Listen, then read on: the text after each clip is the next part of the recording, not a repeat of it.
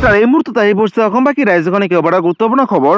অসমৰ লাখ লাখ ধনী দুখীয়া পৰিয়ালৰ বাবে এটা ডাঙৰ খবৰ। অৰ্থাৎ ৰেচন কাৰ্ডত নাম থাকিলে লাভ কৰিব 3 লাখকৈ টকা। কেন্দ্ৰীয় চৰকাৰৰ নতুন এটা অভিলেখী আঁচনি PM বিশ্বকৰ্মা আঁচনিৰ জৰিয়তে নিবনুৱা যুৱক যুৱতীসকল তথা যিসকল দুখীয়া দৰিদ্ৰ মধ্যবিত্ত পৰিয়াল আছে তেওঁলোকে লাভ কৰিব 3 লাখকৈ টকা। এই আঁচনিটো কেনেকৈ আবেদন কৰিব, ক'ত কৰিব, কি কি নথিপত্ৰৰ প্ৰয়োজন হ'ব সবিশেষ জানিব এইটো ভিডিঅ'ৰ মাধ্যমত। গতিকে ভিডিঅ'ৰ সম্পূৰ্ণকৈ চাওক আৰু ভালদৰে বুজি লওক। বলক ভিডিঅ'টো আৰম্ভ কৰোঁ। আৰু আজিৰ প্ৰথমটো খবৰ হৈছে ৰেচন কাৰ্ডত নাম থাকিলে লাভ কৰিব 3 লাখকৈ টকা। আপডেটটো এবাৰ চাই লওক। চৰকাৰে দিব 3 লাখ টকা পৰ্যন্ত ঋণ। PM বিশ্বকৰ্মা আঁচনিত কেন্দ্ৰীয় চৰকাৰৰ বৃহৎ পদক্ষেপ গ্ৰহণ কৰিলে। আহিল ভাল খবৰ আৰু আজি আবেদন কৰক, লাভ কৰিব 3 লাখকৈ টকা। এইবাৰ 3 লাখ টকা পৰ্যন্ত কেন্দ্ৰীয় চৰকাৰে দিব ঋণ যিসকল দুখীয়া দৰিদ্ৰ পৰিয়াল আছে। মাত্ৰ 5% সুদত লাভ কৰিব এই ঋণ বুলি ঘোষণা কৰিছে কেন্দ্ৰীয় চৰকাৰে। লগতে কোটি কোটি দৰিদ্ৰ লোকৰ বাবে মোদী চৰকাৰৰ বৃহৎ পদক্ষেপ গ্ৰহণ কৰিছে।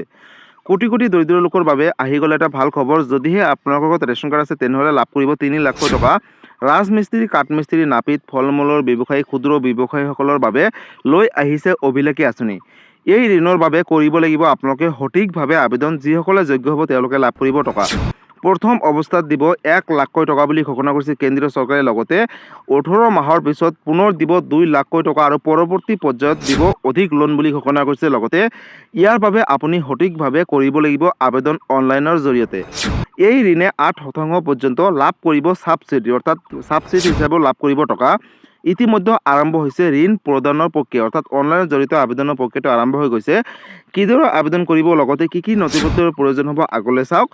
আবেদনৰ বাবে আপুনি পোনপ্ৰথমতে ভাৰতীয় নাগৰিক হ'ব লাগিব আৰু বয়সৰ সীমা 18 বছৰৰ ঊৰ্ধত হ'ব লাগিব, অৰ্থাৎ 18 বছৰৰ ওপৰত হ'ব লাগিব। আবেদনকাৰী কেন্দ্ৰীয় চৰকাৰৰ কোনো ধৰণৰ ঋণগ্ৰস্ত হ'ব নালাগিব। লগতে কি কি নথিপত্ৰৰ প্ৰয়োজন হ'ব PM বিশ্বকৰ্মা আঁচনি আবেদন কৰিব হ'লে, অৰ্থাৎ ৰেচন কাৰ্ড থাকিলে নহ'ব। তাৰ উপৰিও আধাৰ কাৰ্ড, পৰিচয় পত্ৰ, স্থায়ী বাসিন্দাৰ প্ৰমাণ পত্ৰ, লগতে জাতিগত প্ৰমাণ পত্ৰ, bank account, passport size photo আৰু মোবাইল নম্বৰ। আৰু এই সবিশেষ ডকুমেণ্টছ থাকিলে লাভ কৰিব 3 লাখ টকা পৰ্যন্ত ঋণ। আৰু কোনে কোনে লাভ কৰিব এই 3 লাখ টকাৰ ঋণ আগলৈ চাওক।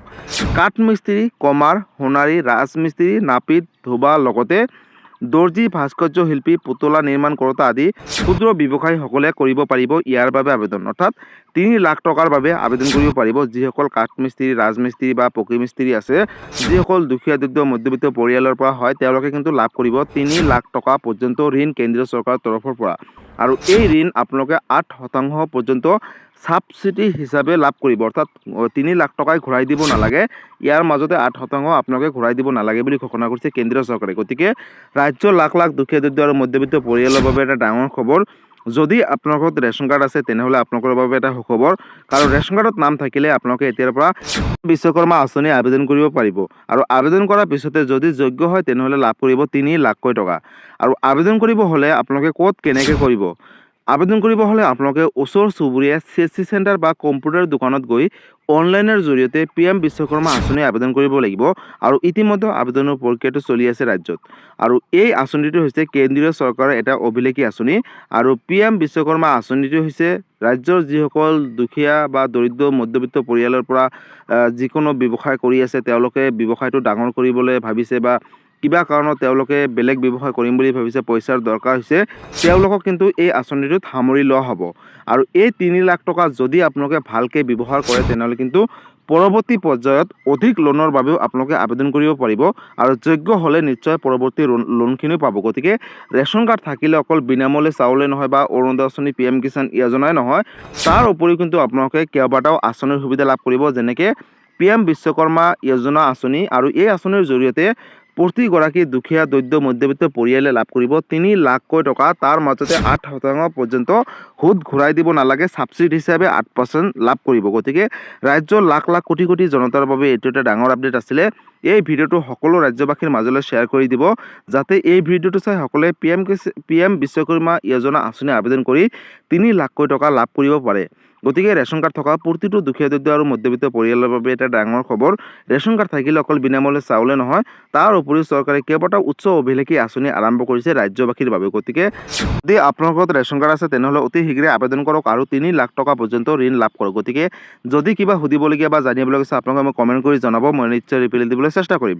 গতিকে বন্ধুসকল আজি আছিলে এইটো এটা ইনফৰ্মেটিভ ভিডিঅ' আৰু গুৰুত্বপূৰ্ণ খবৰ।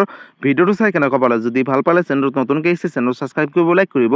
কিবা সুধিবলগীয়া বা জানিবলগীয়া আছে আপোনালোকে মোক কমেণ্ট কৰি জনাব, মই নিশ্চয় ৰিপ্লাই দিবলৈ চেষ্টা কৰিম।